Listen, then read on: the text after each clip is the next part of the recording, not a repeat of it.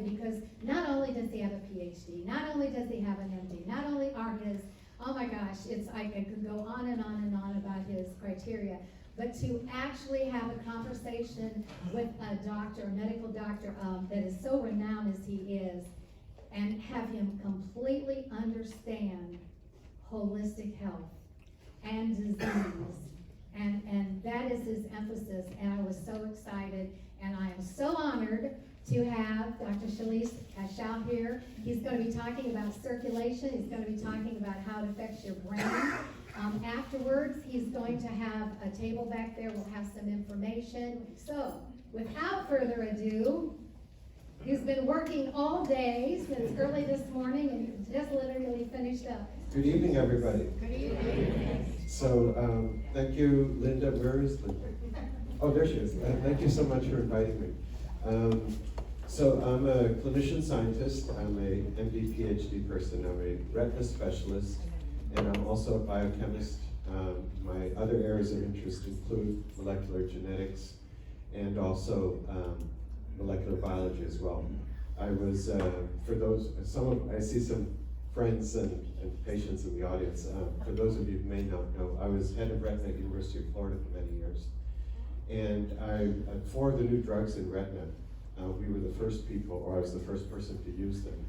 And I've transitioned into private practice, but I continued to have long-standing interests, or continued interest in basic and clinical research.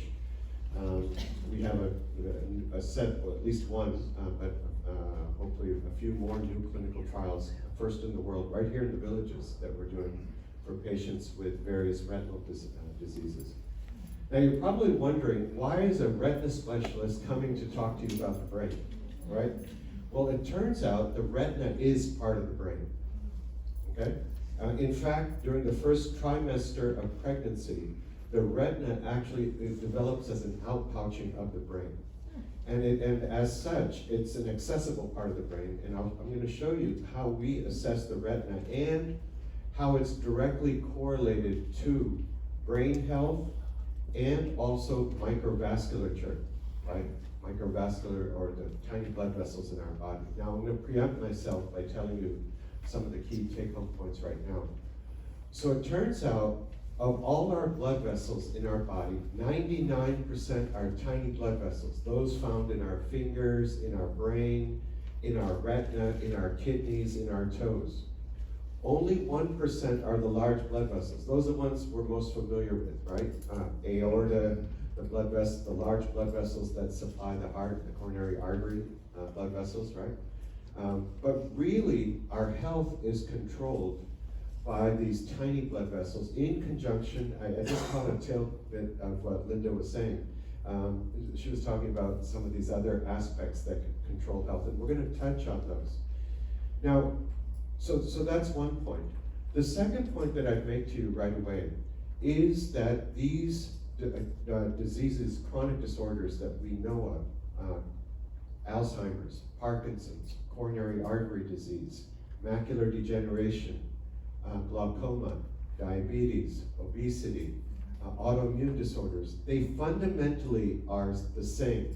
Now, what do I mean by that? They affect different tissues, but the biochemistry and the molecular genetics of those disorders are very, very similar. It's really wonderful, I have to tell you as a sidebar. Linda's undertaking this task of, I shouldn't say task, it's a labor of love for her, of reviewing this book, The End of Alzheimer's. The author of that book, Dale Bredesen, he and I are very good friends. And some years ago, we were at a national meeting in Orlando. We didn't know each other at that time. We were both being awarded the National Research Prize from the American College of Nutrition for our discoveries in nutraceuticals that control macular degeneration in our own instance, and in Alzheimer's disease in his instance. But afterwards, what we discovered, well, first of all, we resonated very well with each other, is that the similarities between Alzheimer's and macular degeneration and diabetes and glaucoma are remarkably, that they overlap remarkably. And I'm going to come to that in just a moment. And it does involve those blood vessels. And I'll tell you how we can actually assess that in the retina and by other non-invasive testing. Okay? So that's the second point. Third point is this, is nearly every human disease you can think of has a retinal manifestation. Now, most retina specialists aren't sort of necessarily dialed into that per se, because the diseases that really consume our clinics, or our preponderance in our clinics, are macular degeneration, patients with diabetic changes, patients who have various other vascular disorders, like strokes of the eye and so on, and surgical diseases of the retina as well. Now, why is that? It turns out the retina is the most metabolically active tissue in the entire body per unit weight, and it has the largest blood supply per unit weight. And I'm going to show you some slides to how we actually understand that. So as a consequence, anything that's happening in your body is directly reflected in the retina. And so point 4 is this. So the earliest changes before cognitive impairment in Alzheimer's disease are found in the retina. Okay, so it's worthy of repeating. The earliest changes before cognitive impairment occur in the retina, and they're potentially reversible. This is an area that Dr. Bredesen and I became very interested in, and we're looking to collaborate. We're so busy, both clinically and research-wise. We've had many, many wonderful conversations, but we know that this turns out to be an area of very significant interest for both of us, and separately, many other people, clinicians and scientists who are interested in this area of research, especially around chronic diseases. Now, what I should tell you, it's research at one level, but there is demonstrated clinical efficacy already. In other words, changing or turning around these chronic disorders. In our own instance, macular degeneration, Alzheimer's disease, and so on.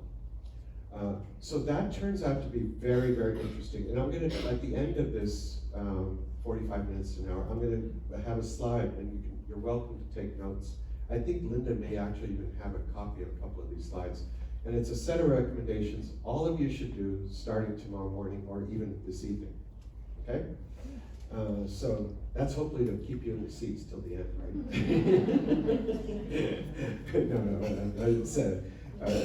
We discuss this with our patients constantly in clinic. In fact, it's kind of cute. The patients often recite it back to me now, because I say it to every single patient, because I'm so compelled that to really help patients with chronic disorders of the retina, in my own instance, and or the microvasculature, which includes the brain, and as I said, the heart, and so on.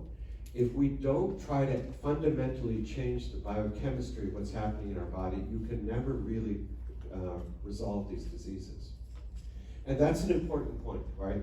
So another point that I'd share with you right now, and I know I'm still stuck on slide 1 here, right, is that, see, I wouldn't want you to leave this evening thinking, well, geez, he's telling us all about these nutraceutical and supplement approaches, which I haven't started yet, but I will tell you a bit about those. Is there a place for pharmaceutical agents? Of course, absolutely. And here's an analogy that I hope you all might remember from this evening. So suppose you have a fire, let's say a wildfire, right? Let's say, for example, unfortunately it's happened in California all too frequently. What do firefighters do, right? They first start putting the fire out, right? They want to contain the fire.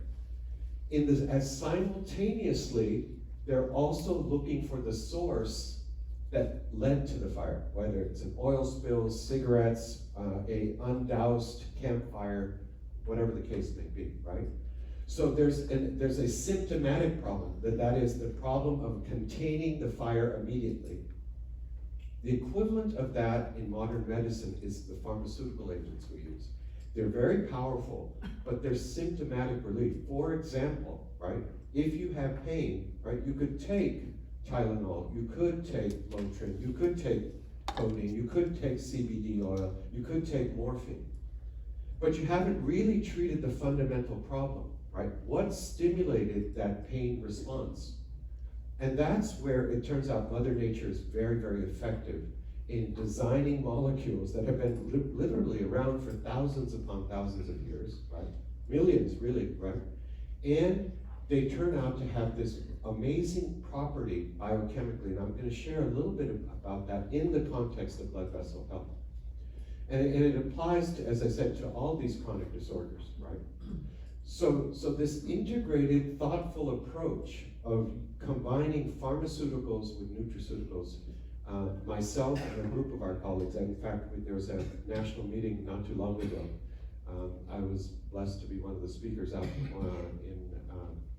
in Seattle, Washington. There was about 15 speakers. We were invited these are folks from all the top universities in the United States doing really wonderful work. And we were invited to give talks about our own areas of research and or clinical experience. And what is very clear is that this is the future of medicine, and the reality is that future actually exists right now, right? But the issue really is there's only a handful of folks around the country, a handful, what I mean by that, of the literally thousands upon thousands of physicians. There's maybe 5 or 10% who have the interest and also have the training to really take this kind of approach. In addition to that, here's something that I know I've spoken to Linda about this, and I think I may have spoken to some of the other groups here in the villages as well. The gold standard for pharmaceutical drugs in the United States is what? The placebo-controlled, randomized, masked clinical trial. That was developed, if you look back in the history, really around the use of antibiotics. So giving an antibiotic versus a placebo. Originally developed in the combination of the pharmaceutical and the academic clinicians and scientists. Well, we've learned a lot more since then. For example, many of you may be familiar, and perhaps at some later date we could talk about this, is that the Human Genome Project has been solved, right? We know, for anyone sitting in this room, we can do entire genome DNA sequencing, and we can know exactly the genetic composition of each and every one of us. By the way, each of us sitting here differs from the other by at least 8,000 different DNA SNPs, single nucleotide polymorphisms. But that's for another day. But really, what am I getting at? What I'm getting at is the fact that when you do a randomized placebo-controlled trial and you report the results, which is a legitimate thing to do. I'm not legitimizing the actual the design of a clinical trial. But what I would submit to all of you is what we don't take into account is our personal biochemical individuality, personal biochemical and genomic individuality. So that, like for example, even today in clinic here in the villages, a patient was telling me, I was telling her about how she started taking omega-3 fatty acids. And she said, yes, I have. I've started taking, I took Dr. Kaushal, who recommended cod liver oil, a tablespoon a day. Some of you may be flinching at that thought, right, from your childhood. But we'll talk about that at the end. But in any case, she goes, I got a very bad upset stomach. And she said she stopped. I said, fair enough, right? Of course you should stop. Your body's giving you a signal that something's not right. There's other alternatives in that instance that can be taken. But there was no way to predict, based on the clinical trials that are published, that this person would have that reaction. Now we know what the genetic changes are in people that cause that type of reaction. That's how good the science is these days, right? And because of that, the real question becomes is, well, geez, what do you do for each one of you? Let's say, suppose everybody in this room has a predisposition to Alzheimer's or predisposition to glaucoma or macular degeneration. I wouldn't wish it on any of you, but suppose you did, right? How would we customize the treatment for each one of you? That's really what medicine is about, right? And if you think about it, right, when you go to see a physician like myself or anyone else, right, it's all anecdotal, right? So we will tell patients, like for example, as a retina specialist, we do injections in the eye of medicines that stop leaky blood vessels, right? Patients ask me routinely, well, geez, you know, how well is this medicine going to work in my eye, and how many injections am I going to need, and how often do I need to be seen? All fair questions, and I actually tell them, those are very important questions. The honest answer is I don't know. I can quote you the clinical studies, but how that medicine reacts in your body depends on each one of us, our genetic and biochemical makeup. So it behooves us as clinicians and scientists, to really start thinking about an individual patient as the clinical trial, right? So each one of us is, in some sense, when a physician gives you a medicine, you're doing a clinical trial on you. That's the reality of it, right? Yes, we have data that supports the use of a medicine or particular mechanism, biochemical mechanism that works for that drug, right?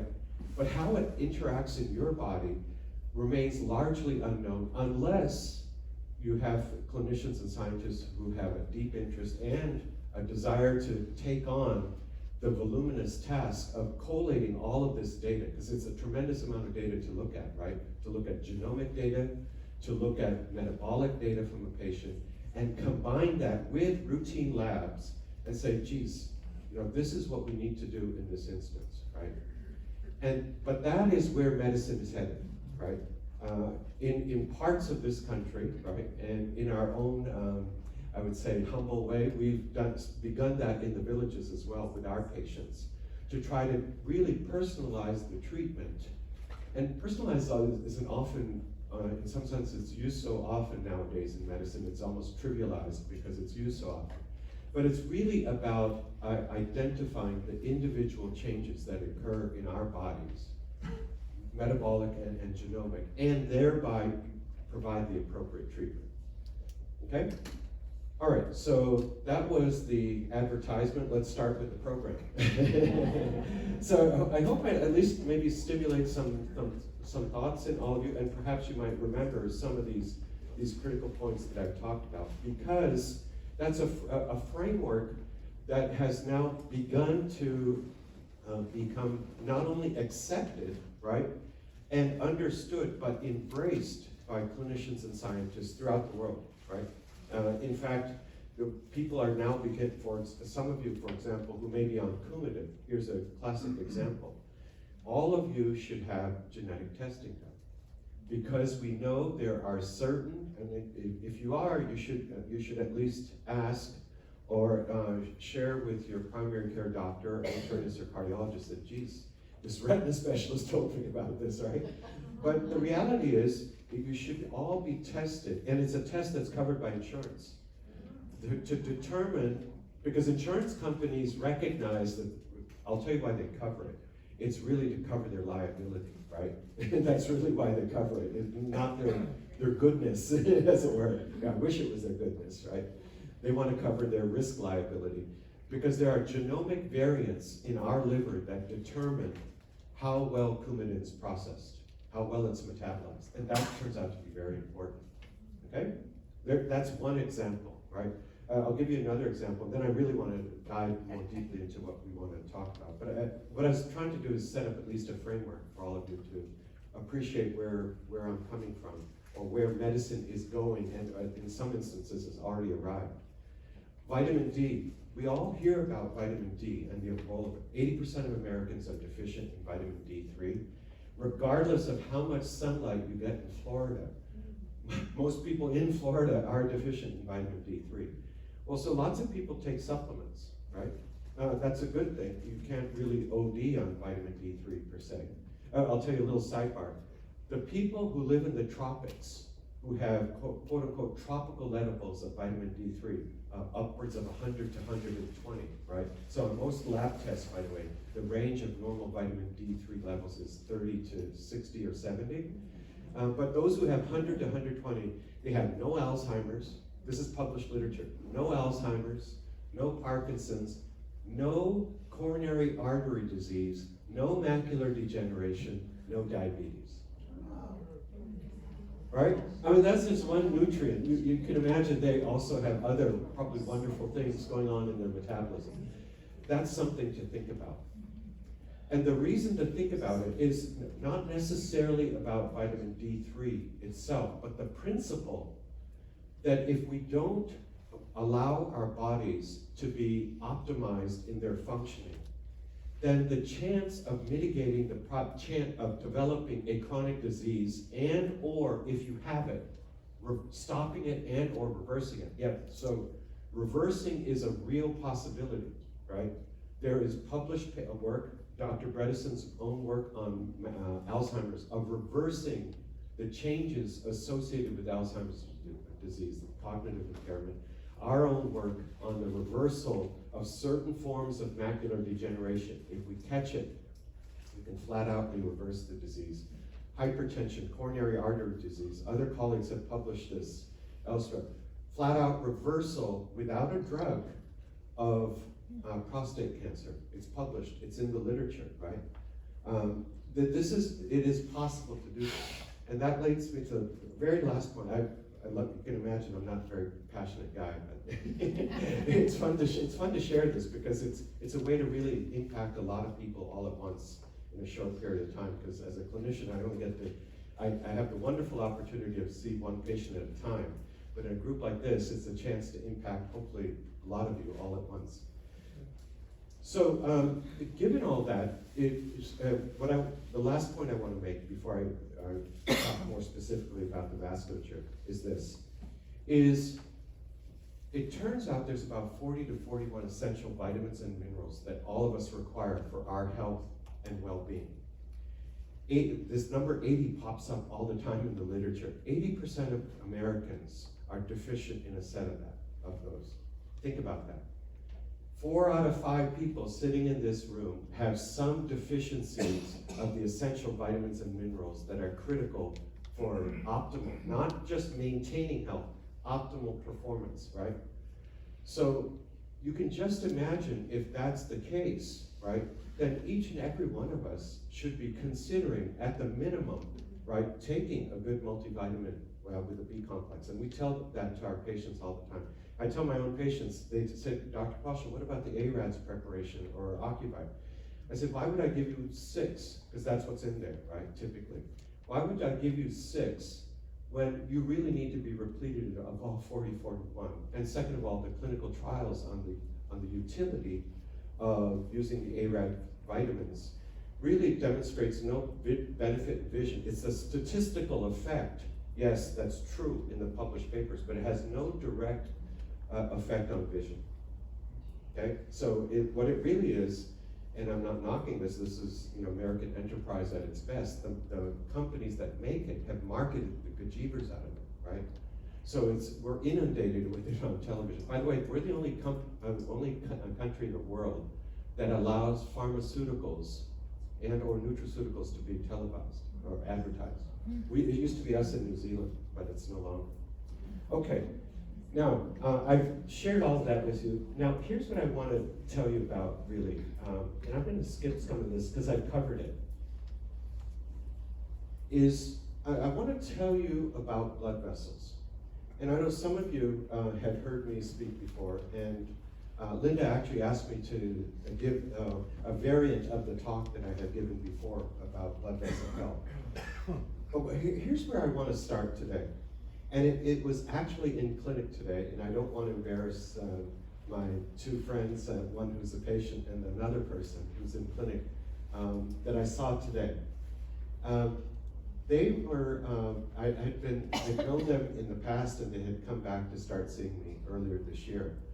And they, by chance, had started using, and I should say, I have no financial interest in the Beamer myself, right? And I don't serve on their advisory board, nor do I get any consulting fees or anything as a disclaimer. But this patient and his spouse had started using an instrument, the Beamer, which actually improves microvascular health. Now there's multiple ways to improve microvascular health. They chose this one. And it was I wish I had a chance, I didn't get a chance because our clinic was so busy. I had never seen such profound changes in the retina as I did today. And yes, it's an anecdote of one, and as I told you, all of medicine really is an anecdote of one. But that was quite striking to me, and I was familiar with some of the other published work and or the presentations done on that. But that told me not surprisingly, that in diabetics, if you can improve microvascular health, you have a chance to not only improve the retina, but presumably other microvascular beds in the body, including the brain, the liver, as I mentioned, the kidneys, the toes and fingers and so on. And that was pretty provocative. I wanted, as I said, I wanted to print out those images because images tell a lot more than just a few words, or they speak remarkably well. But that's something to keep in the back of your mind as we move through this presentation. Now here's a picture of a blood vessel wall. And in this blood vessel, this isn't all of us, this is an artery. The arteries are the ones that carry blood to organs, and the veins are the ones that return blood from organs. So the arteries have let me just make sure I have this, yeah. The arteries have multiple components to it, right? There's a muscular component, right? You can see here, right, in the middle part. There's the part, these cells, they're called endothelial cells. I hope you might remember that name. Those are the lining cells of the blood vessels. And those and one other particular component of the blood vessel structure control the health of the cell. Okay? We're going to come to that other component. It's called the glycocalyx. I'll tell it to you right now, but I'll show it to you in just a bit. These endothelial cells, and yes, there's muscle and there's other connective tissue and so on, right? But it's really, what I want to focus on is the endothelial and glycocalyx health. The endothelial cells are very important in regulating how well blood vessels allow blood to pass. In other words, how smoothly blood passes through blood vessels. And also they control inflammation, the development of atherosclerosis or atherosclerotic plaques that we hear about in carotids and in the heart blood vessels. It occurs in the brain as well, right? And so as such, there has been a tremendous body of research to look at specifically how endothelial cells carry out their functions to maintain blood vessel health. And let me tell you about two different Nobel Prize worthy or winning discoveries. The first was that endothelial cells produce this gas called nitrous oxide. It's not nitric oxide is that laughing gas, right? This is nitrous oxide. Nitric oxide, I'm sorry. Nitrous oxide is the laughing gas. And nitric oxide turns out to control or reduce inflammation and also allow blood vessels to dilate, okay? That dilation is critical for the smooth flow of blood, right? And the production of nitric oxide, there's just a tremendous body of research, is really controlled by nutrients. What we consume, and I'll tell you about some a little later on. I think I have a slide that catalogs them. And I'll tell you about some specific ones that are very, very good for all of us. And we should all be doing it, hopefully starting tonight, right? So these tiny blood cells that line the blood vessels, the endothelial cells, are found everywhere there's blood vessels, right? Including the tiny blood vessels in the brain and in the retina. And what happens in many chronic diseases is that there's an inflammatory buildup of debris. We hear about atherosclerosis. We think usually of that with heart disease or carotid disease, right? But literally that's happening everywhere in the body, right? As we age, and it's not necessarily aging per se. It's really the inflammation from the nutrients or the diet that we consume that control that inflammation. There's absolutely incontrovertible evidence to support that, okay?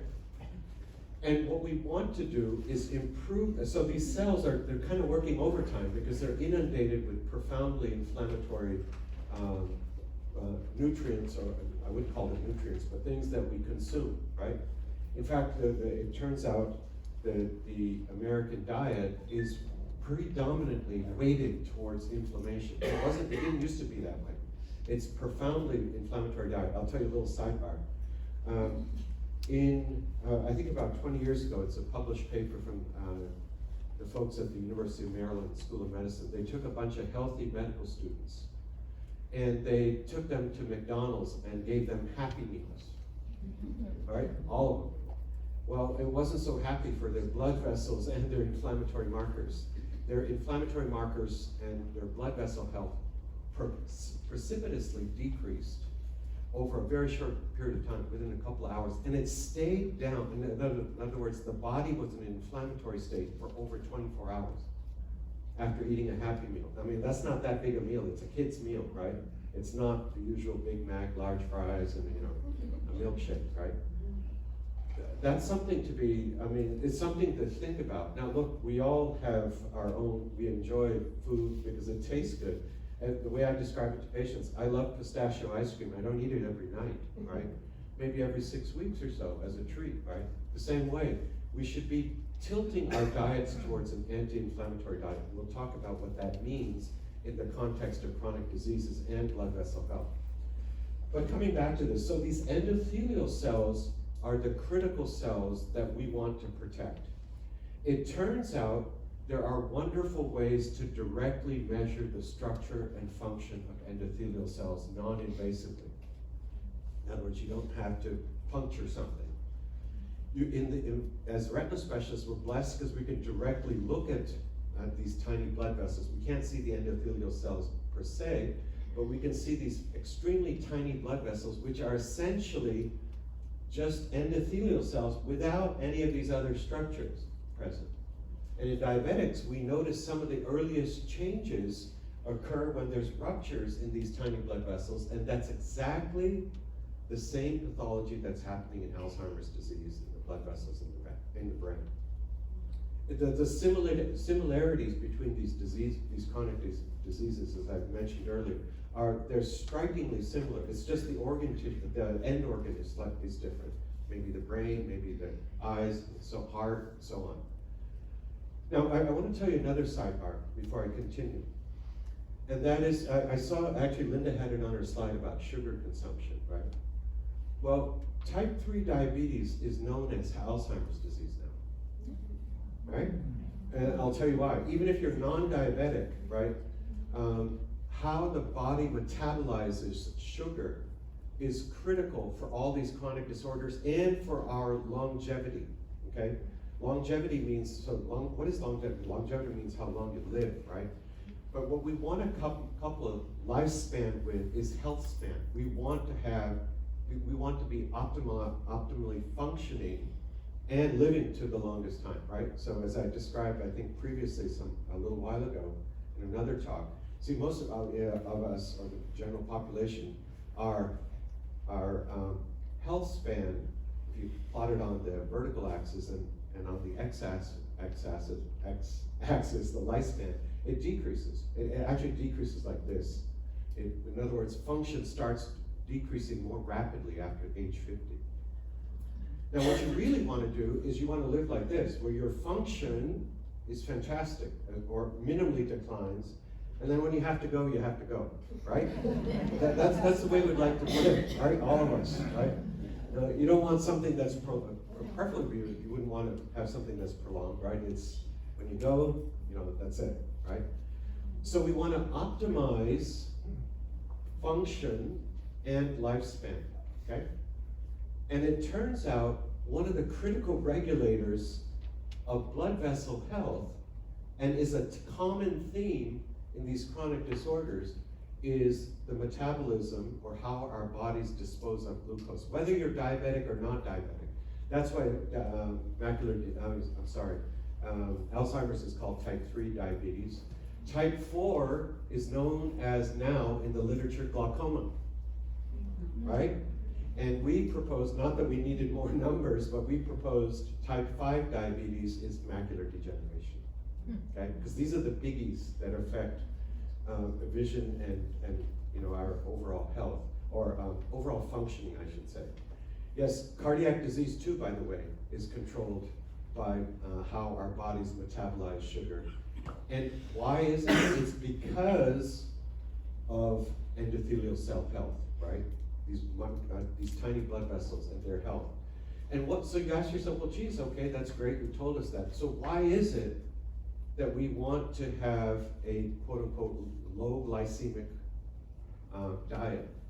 The reason why, and you know, another sidebar, and that's for another day as well, you know, there's a tremendous interest in the ketogenic diet, but it's been around forever, for 50, 60 years, right? It's basically a low-carb diet. It makes very good biochemical sense, by the way. So the idea is by reducing the amount of glucose that our bodies are consuming, what you're doing is reducing the amount of insulin that's produced because of that glucose, right? See, glucose is absorbed in the gut, and it's a very fascinating topic. It has tremendous clinical implications. And it's so funny that many of the things that we learned in medical school now, 30, 35 years later, I'm finding myself reprobing that biochemistry and learning other aspects of that biochemistry because it's so relevant because of the discoveries that have happened in the last 10 years. But so insulin rises, right, to help reduce blood sugar. Now, here's a common misunderstanding, is people think, and a lot of clinicians think, that what insulin does is it moves glucose into cells. That's not what glucose does. I mean, insulin does. What insulin does is in the liver, it shuts down new glucose formation. That's why when you give a patient an insulin injection, blood sugar goes down, because you're not, you know, there's a separate amount of blood sugar in the bloodstream, right? But you want to reduce the amount of new glucose, or it's called gluconeogenesis, that's made in the liver. That's really what you want to do in patients, for example, who are diabetic, right? And so you want to reduce that, and that's what insulin does. Insulin also helps produce fat, right? So some of you who may be familiar with this, you know how farmers fatten up animals before slaughtering them? Because they give them insulin, right? It fattens them up, actually, okay? But regardless, here's the real gist of it. When insulin rises in our body, one of the issues is it causes collateral profound inflammation. Okay? And as I shared with you, that inflammation, one of the places it immediately has an effect is in these endothelial cells, in these blood vessels. Obviously, and that's in every single organ, because every single organ has blood vessels in it, right? And so, including the brain. So you want to reduce the glycemic load in your body. That's why, as I said, I never get tired of telling patients, get rid of white sugar, white flour, white rice, fried foods, right? Or if you can't get rid of them, minimize them, right? Start using stevia, right? Stevia is a natural sweetener. Now, many people knock stevia. I have no financial interest in any of these companies that I'm telling you about, right? Stevia has a knock that it often has this bitter taste. That's because it's poor quality stevia. If you get really high quality stevia, Brazilian stevia, it's not bitter at all. It's at least 1,500 greater sweetness than regular sugar, right? And it has essentially the same taste to it, right? So that's something for all of you to consider, those who may be desiring to get off white sugar for sure. Even brown sugar is not necessarily good for you either, because it causes this spike in blood sugar and this consequent spike in insulin, okay?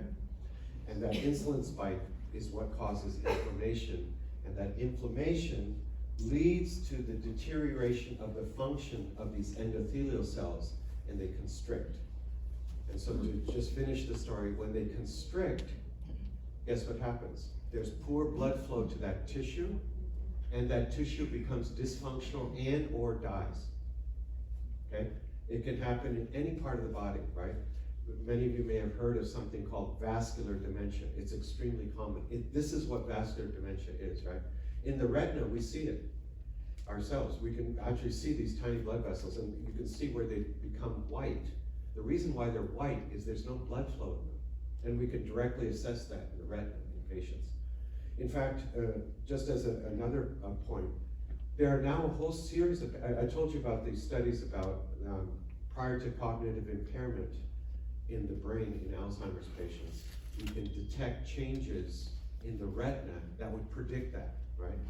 Well, it turns out it's even more interesting than that.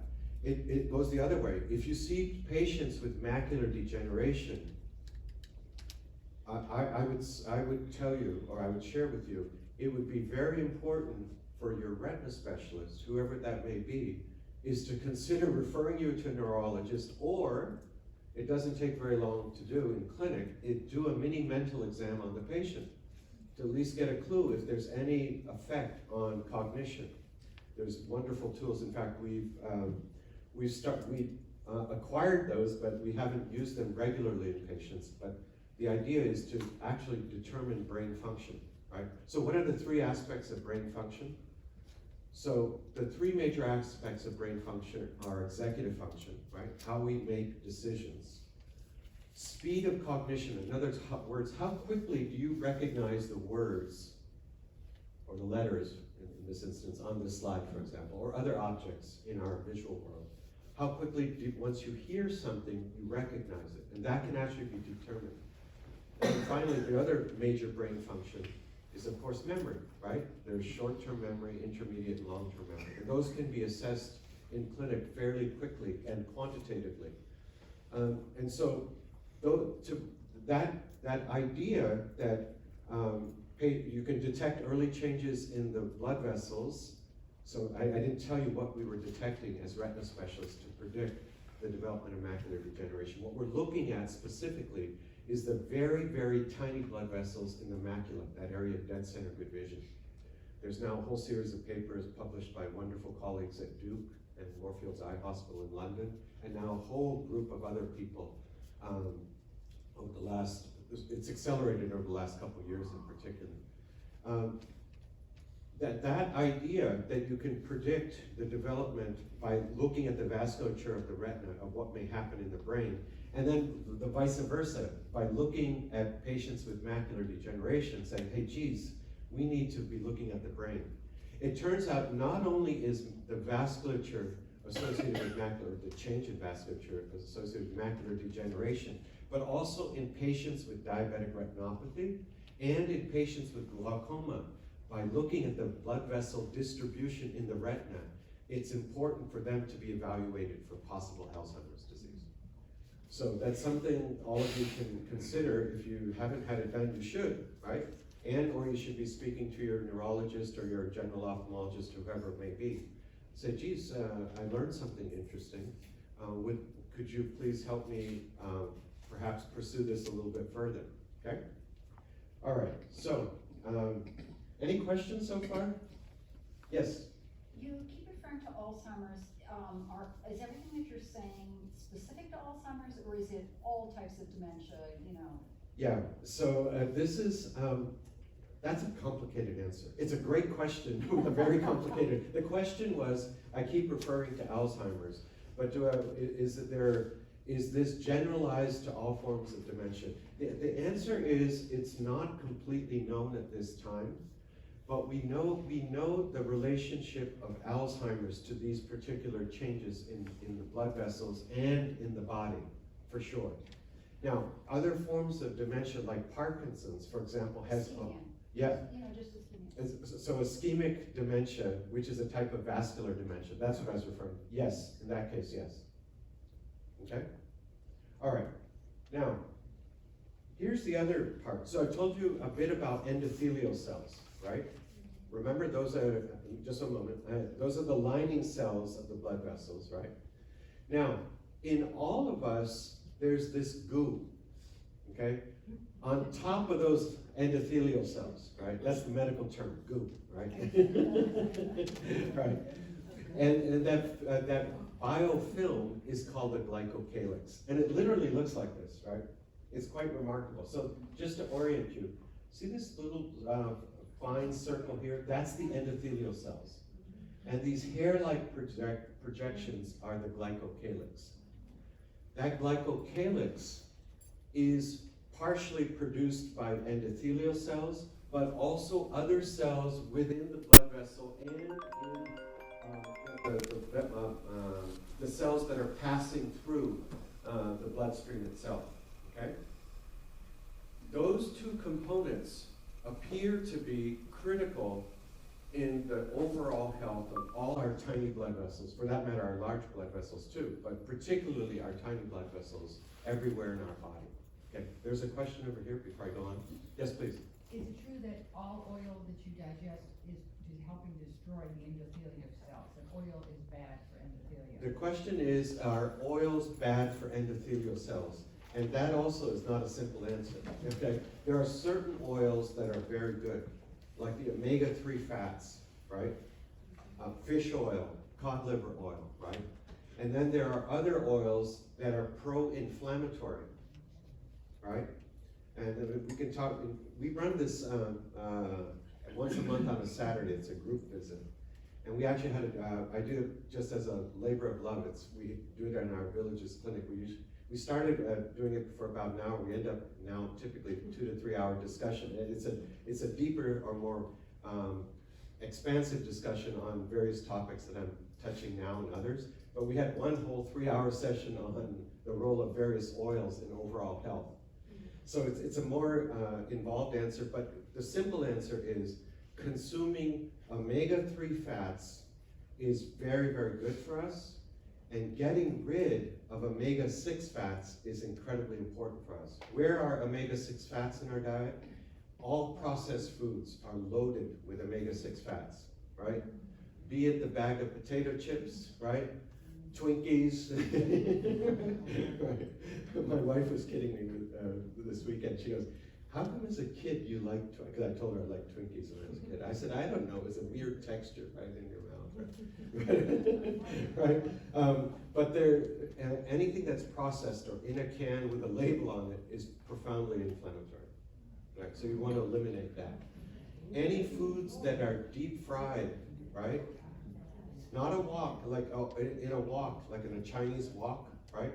That's a very light frying, and those vegetables or whatever it may be, meat dish as well. They're not particularly, or you don't want them overdone, right?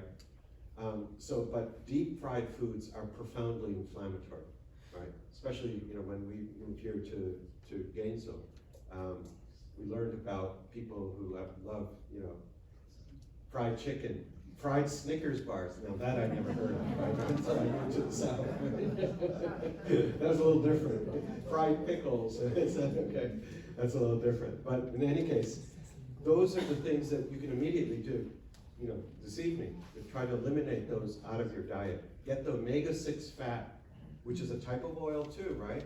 Getting that out of your body, or out of your consumption, or dietary patterns. Okay.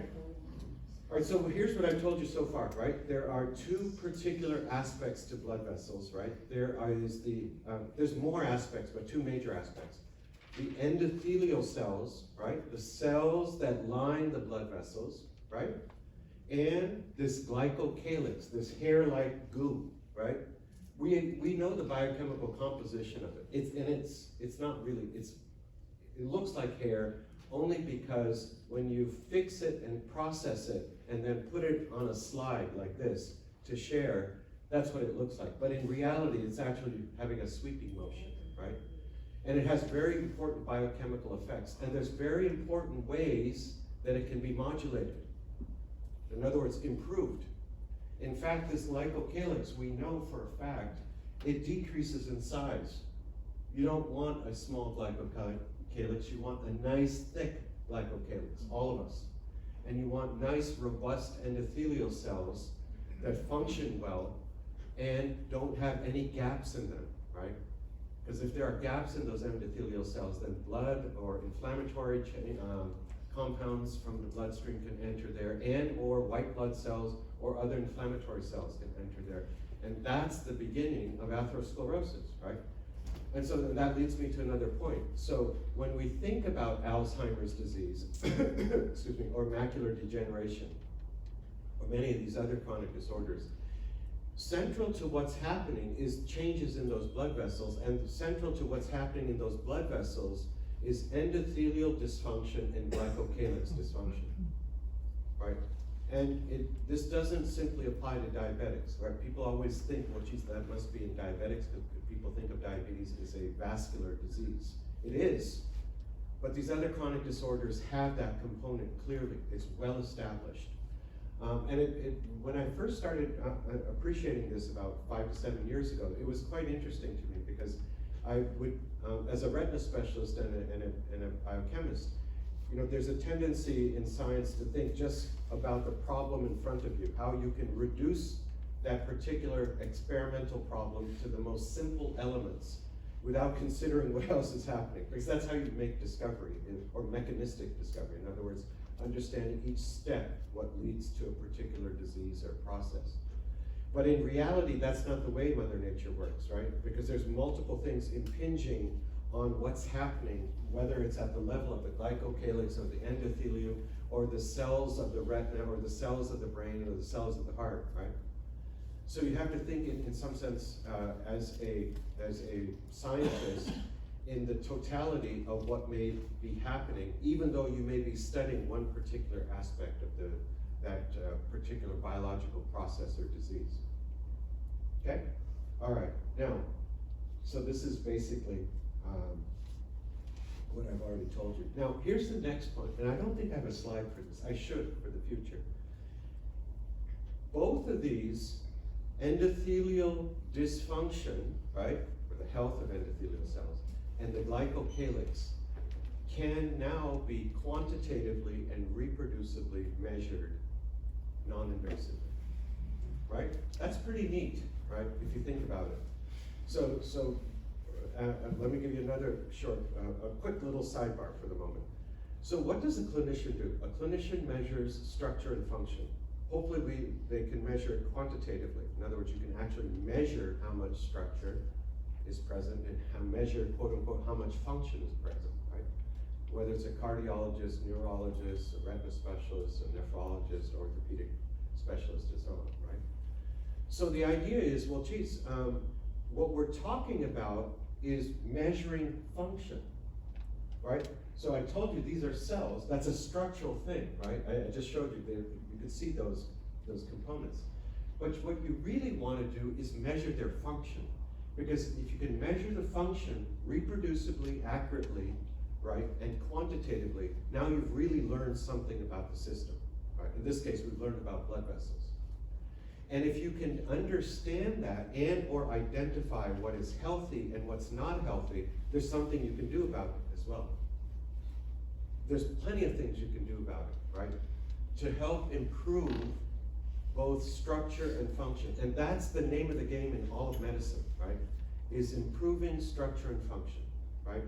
So we want the retina, in my own instance, right? We want the retina to look structurally more normal, because we know if it looks more normal, it will function more normal, right?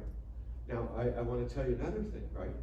So when a tissue is normal, right, structure and function are directly correlated with each other, right? So if you see a normal structure, you can infer function is normal.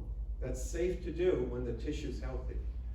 But when a tissue is not healthy, structure and function aren't correlated with each other. In other words, a tissue may look structurally normal, but function very poorly, and vice versa. It may look structurally abnormal, but function normally, right? That dichotomy is because of the biochemistry of what's happening. And that's another long, it's almost a philosophical discussion, but that's a true biochemical observation and clinical observation in all instances, right? So what we want to do is we've identified that structurally that we want to improve endothelial health in all of us, unless you have really good endothelial cell health. And if you don't have good glycocalyx function, you want to improve that as well, because those two clearly affect the total overall health of blood vessels. And there's many different ways to do that, right? And so let me just finish that thought.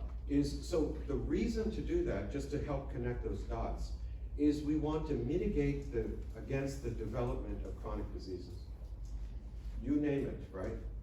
I've listed them before, and it's worth repeating again. Alzheimer's, Parkinson's, macular degeneration, glaucoma, diabetes, coronary artery disease, hypertension, excuse me, obesity, autoimmune disorders, age-related muscle loss, atrial fibrillation, right? Migraines. They're central to these diseases is vascular changes, right? And remember what we talked about though, right? These vascular changes, one of the two major things that are influencing them is inflammation, right? And also the way our bodies dispose of or metabolize glucose, right? So I hope, does that make sense what we're talking about? I hope I'm making it clear enough that you can appreciate this. Okay, so and as I said, there are quantitative, non-invasive methods of actually determining the health of endothelial cells and also determining the health and function of the glycocalyx. Please. So can you measure those in me? Yes. Can I tell you honestly, if I had finished clinic earlier, right? What I really wanted to do is to at least, I talked to Linda about this, is we had those, they're portable, right? We wanted to at least offer it to a set of people here, right? Is to measure those two and then discuss the results, right? But if I did it now, I'd be here till 2 in the morning and I have surgeries at 7 in the morning. But if you'd like to, we'd be very happy to do it. And perhaps Linda can help coordinate that with our folks in the back. Because here's something I did want to share with you. You know, Linda and I have become good friends in part because of our mutual interests, and we resonate both personally and professionally. Along with my wife Sona, we had a brainstorming session to see how we could potentially work together. And one of the things we do want to explore, the Beamer has some really wonderful effects, and perhaps she already talked about it before I came. There's well-published effects on the improvement in the microvasculature, right? And improving structure and function. But we wanted to use some of our non-invasive methods that we have in our clinic. We really use those to help us understand what's happening functionally in the retina, in the tiny blood vessels in the retina, by looking at the tiny blood vessels at the fingertip. And so the idea is to see if we can actually demonstrate that working potentially together. But the answer to your question is yes, it can be done. What is the name of this test that you're doing? So so it's called endothelial dysfunction testing, right? It's called plethysmography, is the old term for it. It's a mouthful.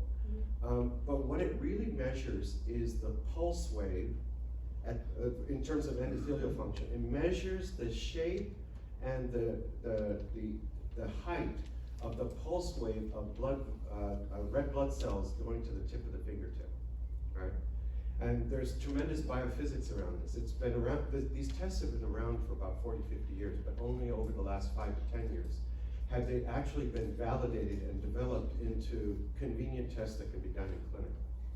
The other test for actually measuring the glycocalyx is it's a small probe, which is it's a disposable probe you put underneath the tongue with a strobe, a special strobe.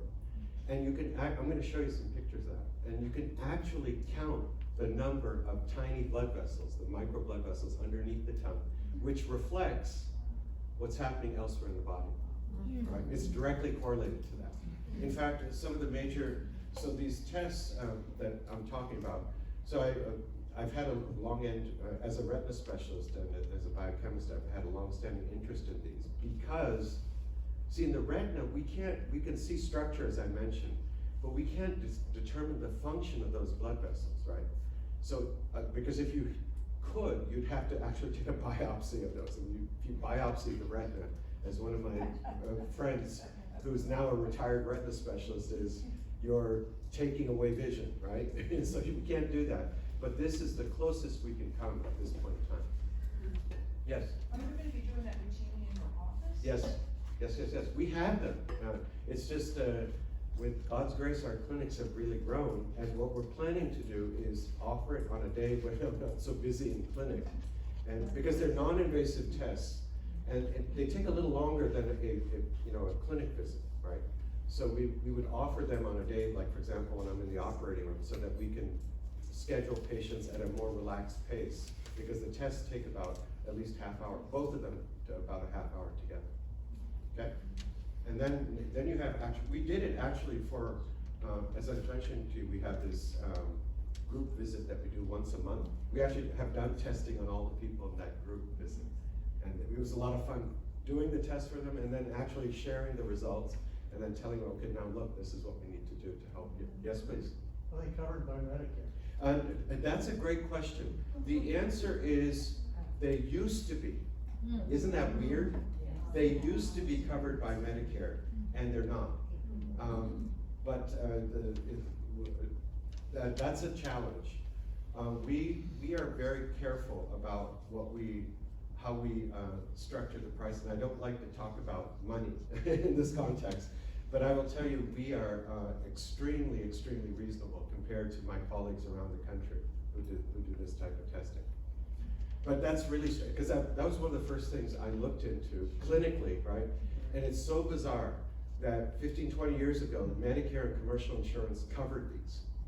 And now they don't. I don't know why that is. Even though, like, for example, the American College of Cardiology has positioned papers, published papers saying, hey, this determining endothelial dysfunction and glycocalyx function are so important as predictors of coronary artery disease, right? But that's I think that's my sense is, and I don't know enough about it, but I really sense it's a political issue up in Washington D.C. with Medicare and CMS. Yes. Pardon me, this group meeting you have once a month, is that your patients only, or is that for So it's public at large? So it started with our patients, and then what it became is, patients after a while to me are friends, right? So they said, geez, could my friend come? And I said, well, yeah.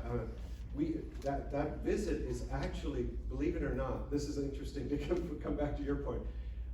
I was one of my very good friends here in the Villages, he's a retired professor from the University of Miami, Professor Michael Alvasar. He said, Shailesh, you need to do this. He kept encouraging me after I came back to the Villages last year. And he said, you know what? Then he told me one day, he said, you know what? It's covered by Medicare and commercial insurance. And so the group visit, the answer is yes, it is.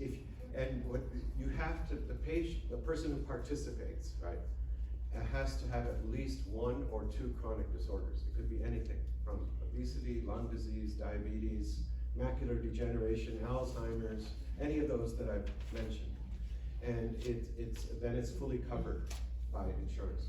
Could you give us a phone number so we can call at some point to get? Well, it's in the back, but our clinic number is 352-775-1010. Yes, please. So what can we do to fix these Yeah, problems? I'm getting interrupted by these questions, and you're asking the most important question. I'm gonna come to that. Yeah, what time is it, Brett? Oh my God, it's already, oh boy, I didn't realize, yeah, I should finish up, right? Yeah, I know people wanna go. Oh. 352-775-1010, right? Can I just share something with all of you? And I hope it would be of interest. Some of you have attended this meeting that I see here. It's a labor of love for my wife and I. We set up about 4 or 5 years ago. The meeting is called Reversal of Chronic Diseases, and I invite the top clinicians and scientists that I can find. Many of them are colleagues I've either collaborated with or that I know personally. And we run it every year. The next meeting is in February 14th and 15th. It's Valentine's weekend, but it's at a gorgeous place, Innsbruck Golf Resort, about half-hour north of Tampa.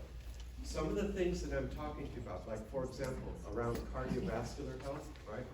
The person who actually is the godfather of preventative cardiology and who first started talking about endothelial dysfunction, Dr. Jay Cohn from the University of Minnesota, he's a speaker, right?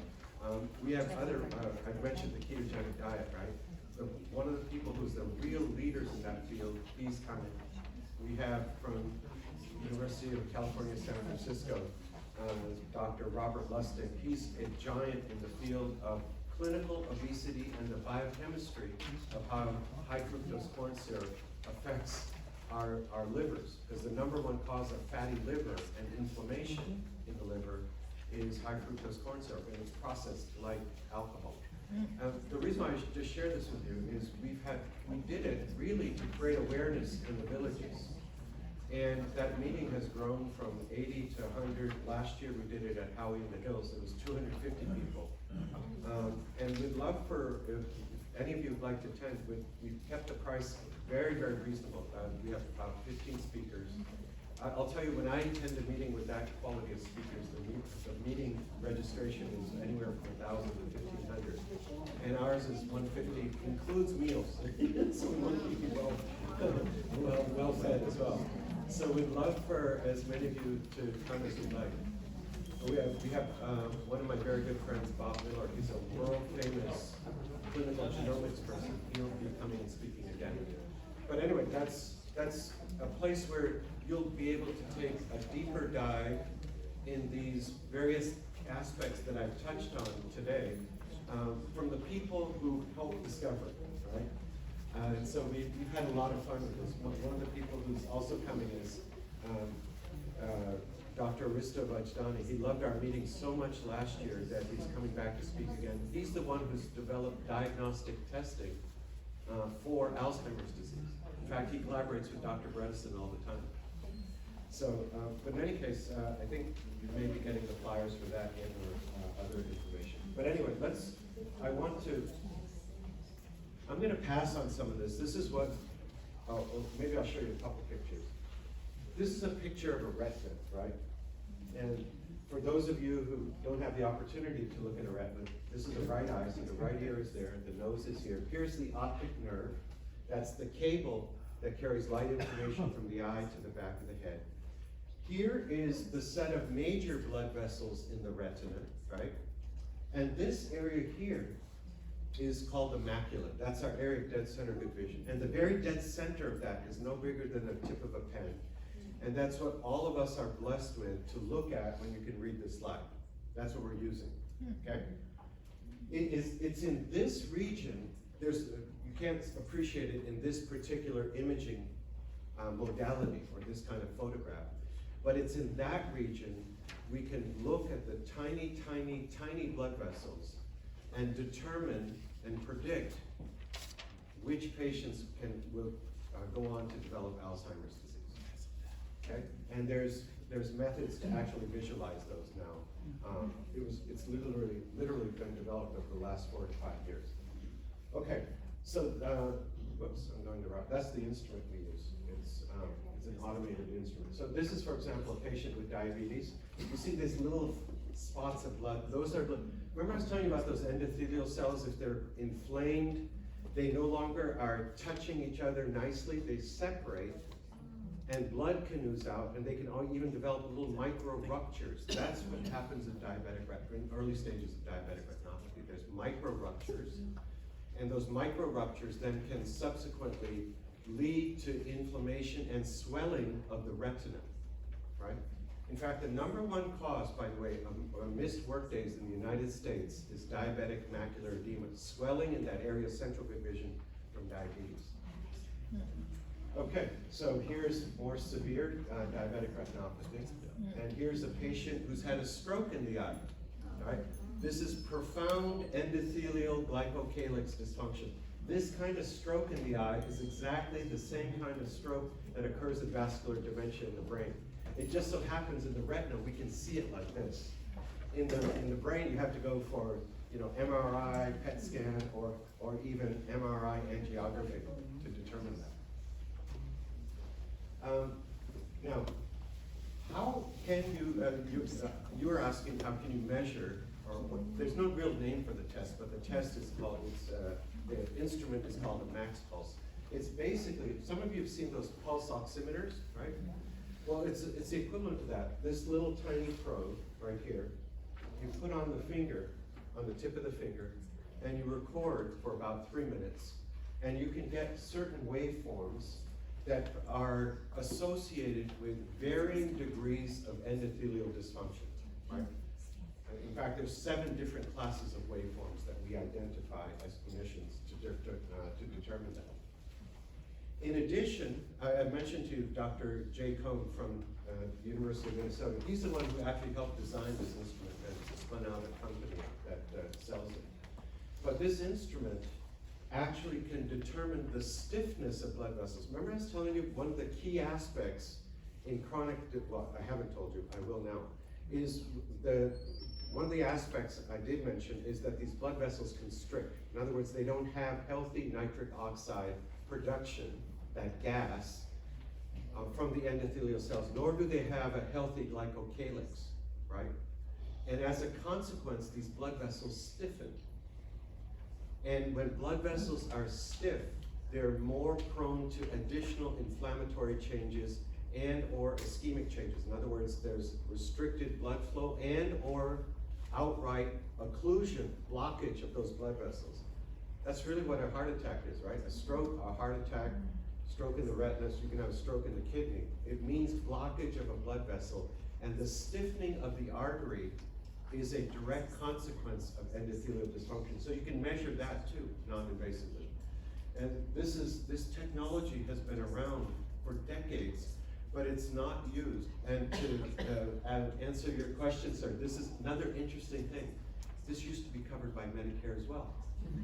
And they stopped, which is weird, right? Because this test has been shown to be very predictive, and those other tests that I've shown you, for the development of all sorts of vascular disorders. Okay, and then I've mentioned to you the glycocalyx test. I'll show you that in a moment.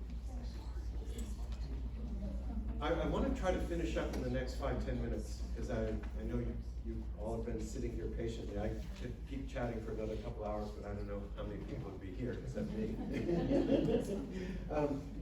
Here's the other thing. So far I've told you, let me just summarize it, right? Is that inflammation, right? How our bodies dispose of glucose, right? Or the insulin signaling pathway is what the scientific term for it would be, are critical in blood vessel health as well as in other chronic diseases in general. But also what's very important is understanding total body fat mass, right? A lot of us have heard of BMI, right? Well, BMI is an older understanding, and the evolution of that has been, this was actually developed by Harvard professors some years ago, is to determine total body fat mass. And so you can determine that for each major extremity, the legs, the arms, the waist, and so on. And why is that important? So we used to think that fat was a passive tissue, and it was a sign of gluttony or laziness. That's not true. That's another separate discussion that's worthy of having at some point. But the reality is fat is a very active tissue, and it's a profoundly inflammatory tissue. So reducing total body fat mass is important for all of us, and an instrument like this, or device like this, actually measures it. We have it in clinic, you can stand on it, and within 30 seconds you can determine total body fat mass. And it prints out a very detailed report of exactly how much it is, and you can monitor that in patients. It turns out total body fat mass is a predictor of all of these diseases we talked about. Alzheimer's, Parkinson's, right? Macular degeneration, you name it, right? So that turns out to be extremely important. Just weighing yourself on a scale is actually meaningless, right? Now, I know my primary care docs and primary care friends, cardiologists and internists will say, oh, no, that's important. Yeah, it is to one degree, but it's not really that meaningful, because what you really need to know is total body fat mass to really help a patient understand if they're moving the needle towards health, right? Not just simply assessing what's the weight of a patient, right? Okay, now I'm going to pass on these slides. I want to show you a couple of interesting slides. And this is a measurement of the glycocalyx. There we go. Are both of them running? Yeah. And these are recorded from clinic, right? So as I told you, it's a little probe that we put under the tongue, and we record for about 3 minutes, and it records over 1 million events at a time. And what is an event? If some of you in the front can see it better than further back. See those? They look like little ants. Those are red blood cells moving through those blood vessels, okay? And what you can appreciate right away, and obviously we did this to make it as striking as possible and easy to understand, This is unhealthy microvasculature. There's not a lot of blood vessels. So underneath the tongue is a tremendous body or tremendous number of tiny blood vessels, right? That's why drugs that are given underneath the tongue are absorbed that quickly, because there's just so many blood vessels there. You can see, first of all, there's not a lot of these very tiny blood vessels. And secondly, they seem to be moving a lot slower than in someone who has a very, very healthy microvasculature, which implies a very healthy endothelium and, more importantly, healthy glycocalyx. And so, as I said, you can measure this, and it's remarkable what you can do with a laptop, right? So, or the company can do with a laptop, is what they did was that they were able to take all these images, collate all this data, and determine exactly the speed of how fast those blood vessels, red blood cells are moving, the actual diameter of each of these blood vessels, and even determine the thickness of that glycocalyx, that hair-like goo that I was telling you about, right? And there's just an overwhelming body of research now that demonstrates that a reduction, and I know I'm repeating it, but it's worth repeating, a reduction in the function of the endothelium and the endocalyx affects every chronic disease. That's really what the bottom line is, right?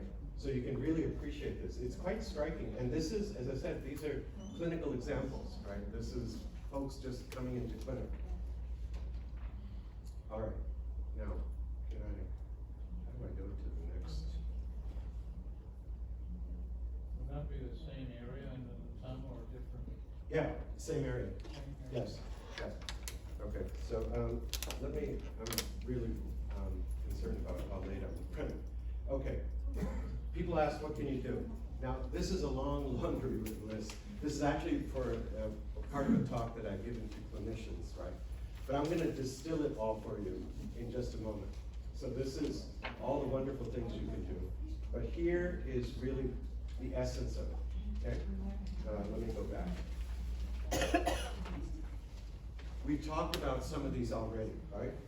Eliminating refined sugars, flours, reducing food allergens. What are the 6 most common food allergens? And why are they important? They trigger inflammation, right? Gluten, dairy, wheat, soy, eggs, and corn. Okay? And nothing left to eat. There's actually lots of things to eat.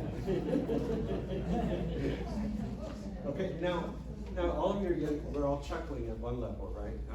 You know, is there anything left to eat? The answer is yes, there's plenty to eat, right? The idea is to reduce them in as significant a way as you can. The most important one, if you wanted to really commit yourself to this, is getting rid of gluten, far and away. Actually, one of our speakers last year at our meeting was a good friend of mine from Harvard, Alicio Fasano. He's the godfather of the clinically and the basic science of understanding exactly how gluten is involved in nearly every chronic disorder you can think of, right? In fact, he talked about blood vessel health as well at that meeting. Bread, right? Huh? Stop eating bread. Bread, pizza, pasta, right, particularly, or going gluten-free. Now, there's a wonderful, even in Publix, you know, the gluten-free section continues to expand. It's actually pretty darn good. We are, as a family, we're mostly gluten-free, is what I'd say. And you just get used to it after a while, right? You realize, hey, geez, I'm doing something for my overall health.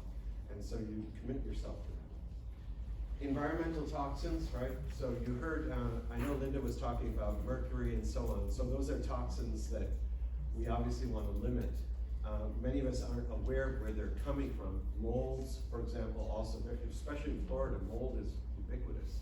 I had patients, a set of patients who had profound decrease in vision, and I couldn't figure out what was going on because I'd done all of the testing that I could think of, both you know, blood work and so on. And I said, geez, you know, one thing I really forgot about, especially here in Florida, is mold.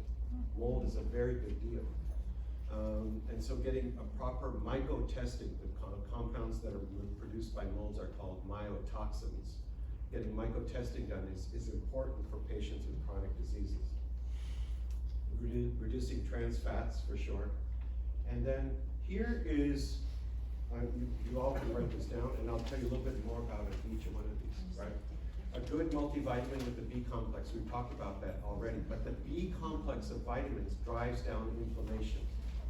And most of us, as I told you, there's 40 to 41 essential vitamins and minerals. You want to get, 80% of us are deficient, and you want a high quality vitamin, not a silver Centrum. People have studied Centrum vitamins. Now, they market them brilliantly, right? That vitamin, you basically poop it out, and it's barely absorbed, right? So you need to find a good multivitamin with the B complex, for sure. Fish oil, we talked about omega-3 fats and getting rid of omega-6 fats, right? But better than fish oil is krill oil, and the best is actually cod liver oil. Yes? Flaxseed oil. Flaxseed oil is very good as well, but it has to be processed in the body. Actually, one of the godfathers of omega-3 fats, Dr. Bill Lance, he's gonna be one of the speakers in our meeting. He's the one who discovered all this biochemistry, so I'm really reciting his work. He's the one who showed that the biochemical steps when we consume omega-3, let's say for example from fish oil, omega-3 fats versus from flaxseed oil. There's about 20 to 20 biochemical steps that have to be converted or processed before it's made into a compound in our cells and tissues that is usable, versus when you consume omega-3 fat, it goes directly into, so it's much more efficient to have omega-3 fats like from fish oil, cod liver oil, and so on. Yes? What about coconut oil or MCT oil? Yeah, that's a great question. What about coconut oil?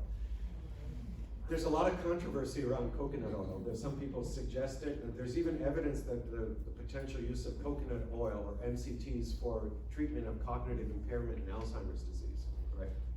So what I would say is it's okay to take some coconut oil. And one of the people from one of our speakers, Dom D'Agostino, is going to be speaking to that as well.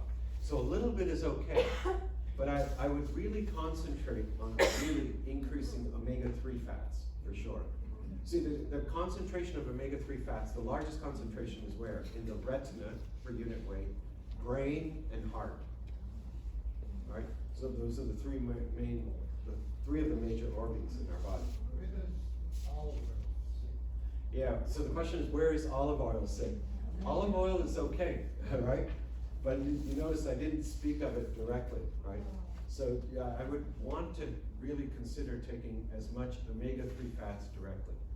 Now, I know I'm simplifying this, and I have colleagues who will say, yeah, you know, in a Mediterranean diet, there's lots of olives and olive oil. That's okay, right? But really what you want to do is increase those omega-3s and get rid of those omega-6s. That's really the gist of it. Yes, please. You said cod liver oil is good? Yes. Here's why. Is there a different, Yes. you see all different I kinds have, of again, no methods. financial interest in this company. Carlson's, we get it from Amazon. Green bottle, and I tell my patients this all day long. Green bottle, yellow cap, doesn't stink, it's lemon flavored. Carlson's. Cod liver oil, yeah. Here's why cod liver oil is particularly good. It has extremely high, the liquid form has an extremely high concentration of omega-3 fats. In addition, it has vitamins A, D, and E, which turn out to be incredibly important, not only for the retina, the brain, and so on, but for these tiny blood vessels that supply all these organs, right? And it has a set of compounds called the retinoids, which many years ago when I was at the University of Florida, we were the first to show that it actually improves visual function, right? Yes, please. Yeah, what is the difference between the omega-3 that you get in the vitamin store versus I just read an article the other day now that the doctors are writing for a script that has 1 gram. That is a brilliant question. The question is, what is the difference from what you find of omega-3 fats at the health food store or Walmart versus the prescription that doctors are writing? Marketing by the pharmaceutical company. I would tell you, for example, Carlson's or Nordic Natural, which are the 2 best omega-3 or fish oils that I can vouch and vet, that I've actually vetted for patients. is as good, if not better, than the quote-unquote prescription omega-3, right? You see it on TV, and I chuckle about it because it's just another way to make money, really. And they charge crazy amounts of money versus if you go to Amazon or the Carlson or Nordic Natural website, you could buy extremely high-quality omega-3 fats. Doctors, fish oil, Yes. a blood thinner, I mean, you can't take that with baby aspirin or if you're on Coumadin or Yes, something. that's a wonderful question. The question or the comment was, is fish oil a blood thinner and can you take it if you're on a baby aspirin or Coumadin? Right. The answer is, what it does, it does thin blood, but not in the same way that Coumadin does. What it does is it prevents platelets, these tiny cells in our bloodstream, from sticking. All right, so what you have to do, if somebody does want to take, say for example in my own retina practice, those patients who are on blood thinners, right? I tell them, look, I need for you to get your INR monitored, right? And or if you're on aspirin, because you can actually determine bleeding times and PTT and PT levels when a patient is taking omega-3 fats. I would, like fish oil. I would tell you the protective effect has been, the biochemistry, the actual there's overwhelming evidence of how wonderful it is for the body, biochemically. The clinical studies have muddied the water because the clinical studies were not designed very well. Yes, please. How much, you said a little coconut oil was okay, how much is a little, and how much cod liver oil should you take? So cod liver oil, that's easy to answer, 1 tablespoon a day, right? That's roughly 12 to 50, I think it's about 2,000 milligrams of omega-3 fats. That's a good dose, right? As far as the coconut oil, I was chuckling because there's no real good answer to that, right? So when I mean a little is maybe a couple tablespoons, right? I wouldn't, yeah, every other day, something like that, right? But again, what I would emphasize is reducing omega-6 fats. That's actually more important. Eliminating omega-6 fats, the inflammatory fats. Yes, please. Good multivitamin. So the question is, what is a good multivitamin? You can come to the back and talk to us. Yeah. You all have lots and lots of questions. Sorry? Why aren't you going to say it to the group? You want me to say it? Yes. Well, because I don't want you to think, I don't want it to appear as a conflict of interest for me, honestly. We designed it one. Because we designed it because of what I saw in the stores and what patients were bringing in to evaluate. So this is something that you're selling yourself? We actually sell it in clinic, we don't even advertise it, right? Because I actually designed it for our patients. Because it's at clinical doses, it's extremely well absorbed, and we didn't like the prices that were being offered in the stores. We wanted patients to take it, not to be prohibited by the price. So we've designed a set of supplements that we have in clinic really for patients who wanted to have them. And we don't really talk about them otherwise. That's why. Just go in and buy it from your. Yeah, we've actually run out all of them because people like them so much, so we're getting more made, right? But I actually helped design each one of these for our patients specifically. Yes? Where is the clinic? Our clinic is right across from the Sharon Morse building, the Villages Hospital, in the Glick building, across 441. We're up on the 2nd floor. Which building? It's the Glick building. It's the Glick Medical Building, named after Dr. Glick. He's on the 1st floor, we're upstairs from him. He's actually a cardiologist, and we've had wonderful discussions about all of this as well. Let me just finish up, and then I know it's getting a little late for everybody. We've talked about vitamin D3, and again, because it has such an important role in overall and eye health, brain health, right? It's very important to get that assessed on a regular level, right? And we talked about having it at tropical levels, 100, right? If you can't reach 100, at least high 60s and 80s is what you want to shoot for. Most physicians will say, okay, geez, it's 40, that's great. That's not really that good. And there's plenty of studies to show that, right? Again, if I may say this, we've designed a spray that you can spray underneath your tongue for D3 for this very purpose, so it gets absorbed very quickly, and you can raise your D3 levels in a very quick manner. Yes? Do you allow non-patients to come in and buy your supplements? If you'd like. It's again, that's not the goal of this talk, right? But someone asked on this side. You're welcome to talk to our folks, our staff in the back. My goal really was to talk to you about vascular health in particular. Let me just finish. Eating lots of green and yellow vegetables. I put kale and broccoli in red, right? Yeah, I know. I get that response in clinic all the time. It turns out kale and broccoli are loaded with a compound called sulforaphane. It's one of the most potent antioxidants that we know of. If a pharmaceutical company could, they would try to make it into a pill and sell it for a lot of money, right? But you can't patent a natural compound, by the way, right? And it's very, very good for you, yes? Is it cooked or raw? Yeah, so the question is cooked or raw. Raw is best, but if you're gonna cook broccoli or kale, no more than 5 minutes. It should be crunchy. People have actually studied this. Frozen is okay also? Frozen's not so good. Fresh is better, right? Right? Okay. Yes. I'd like to make a comment about broccoli sprouts being about 100 times higher in sulforaphane. Absolutely. In fact, we have a product, now you got me talking about it. So it's actually not 100, it's 1,000-fold greater sulforaphane than actual broccoli. We designed a product for macular health that has lutein, zeaxanthin, astaxanthin, broccoli sprout extract, and resveratrol, because those 5 have been shown to be profoundly protective of the blood vessels in the retina, right? And protect the macula as well. And then here are others. I mentioned a couple already. Turmeric, that Indian yellow spice, profoundly anti-inflammatory, right?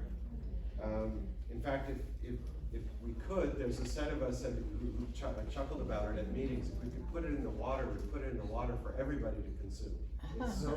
It has profound medicinal activity, and it has a great effect on improving blood vessel health in particular. It turns out the active ingredient in turmeric profoundly decreases inflammation and makes those lining cells, those endothelial cells, work much, much better.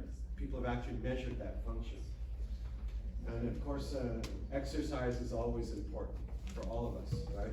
And I mentioned sunglasses, not necessarily for blood vessel health, but for eye health. And this is, as I mentioned to for those of you who'd like to come to our meeting. I really appreciate you all listening to me for such a long time. If there are other questions, I'm happy to take them. And I wanted to thank Linda again for giving me the opportunity.